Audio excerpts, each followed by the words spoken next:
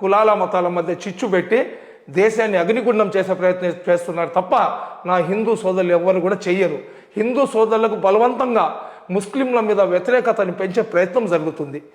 హిందూ సోదరులకు బలవంతంగా ముస్లింలకు వ్యతిరేకంగా మాట్లాడే విధంగా తయారు చేసే ప్రయత్నం జరుగుతుంది. ఒక ముస్లిం అబ్బాయి ఒక హిందువుల అమ్మాయిని పెళ్లి చేసుకుంటాడు ప్రేమించి. ప్రేమ అనేది గుడ్డిది. ప్రేమకు హద్దులు ఉండవు, సరిహద్దులు ఉండవు. ఎవరినైనా ప్రేమించవచ్చు. ప్రేమకు వయసుతో నిమిత్తం ఉండదు. రాజు మెచ్చిందే రంభ, లైలా నల్లంగా ఉన్నా కానీ మజ్ను కళ్ళతో చూడండి. ఇన్ని కవిత్వాలు నేర్చుకొని ఇంత ఫిలాసఫీలు ప్రతి ఒక్కరు మాట్లాడతారు కదా. ప్రేమించినోడు అతనికి కన్న తల్లిదండ్రులను కూడా వద్దు అనుకొని ప్రేమించిన అమ్మాయి కోసం నిలబడతాడు. అదేవిధంగా ఒక అమ్మాయి అబ్బాయిని ప్రేమిస్తే నా తల్లిదండ్రులు నా ధర్మం, నా తల్లిదండ్రులే వద్దన్న వాళ్ళు ధర్మాన్ని ఏం లెక్క చేస్తారు వాళ్ళు.